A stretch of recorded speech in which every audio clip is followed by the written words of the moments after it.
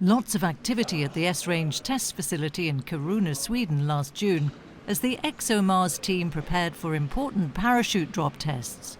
The team was testing both the stratospheric first stage supersonic parachute and the second main stage subsonic parachute of the ExoMars descent vehicle, both of which are crucial for ExoMars to make a successful landing on the Martian surface on June the 10th, 2023. Landing on Mars is always a challenging endeavour, and all possible parameters are taken into account. Going on Mars is quite an adventure, and it took us quite some time to select the most appropriate landing site on Mars. It took us 5 years actually to find a place that would be both scientifically interesting, where we potentially could find some traces of past life, and also it had to be a safe area for landing.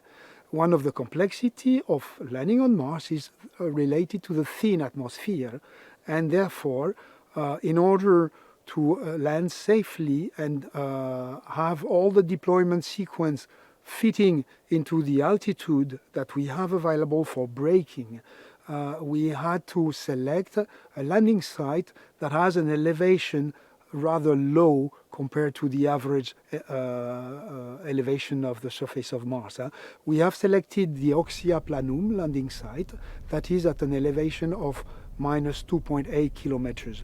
With that gives us more space for braking through the atmosphere in the sequence after the aerodynamic braking, the parachute braking, and the propulsion system braking before achieving a soft touchdown on the surface of Mars. To simulate the extraction forces pulling on the descent vehicle and on the parachutes during a landing on Mars, the drop test vehicle is lifted to an altitude of 29 kilometers with a giant stratospheric balloon.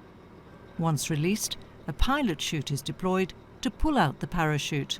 Although both parachutes were tested separately during the drop test, on Mars they will need to be deployed in succession. The first parachute will need to slow down the descent vehicle from Mach 2 down to Mach 0.6 in 20 seconds, after which the second main stage parachute will deploy to slow down the vehicle even more for 2 minutes. Then the heat shield will be discarded and the landing platform will be released for a propulsive braking phase. The ExoMars launch window is only 12 days, and it opens on the 20th of September 2022.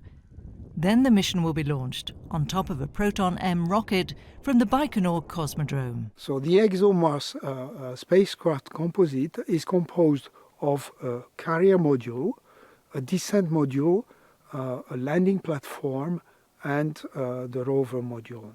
The carrier module will transport the descent module towards Mars and is responsible for making all the trajectory correction maneuvers during the trip. This trip will last 8.5 months. Upon arrival towards Mars, we will separate the carrier module from the descent module about half an hour before the entry into the atmosphere. The mission contains 2 scientific elements designed to address the long-standing question whether life ever existed on Mars. First, there is the Russian-built Kazachok surface platform, which will perform measurements of the environment and geophysics on the surface of Mars. Secondly, there is the European Mars rover Rosalind Franklin, which has 2 sets of cameras that provide stereo vision to avoid rocks and other obstacles.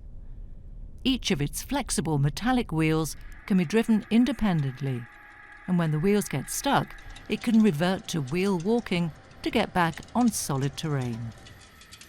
The rover can navigate independently and travel up to 100 meters per Martian day. Its 2-meter drill can extract samples for analysis in the onboard laboratory to search for clues of life. With the surface of Mars being irradiated by the solar radiations, we believe that finding life on the surface is probably very, very difficult. But we've calculated that down to a depth of 1.5 meters, we could have chances to find traces of this life that has not been actually burnt by the radiations.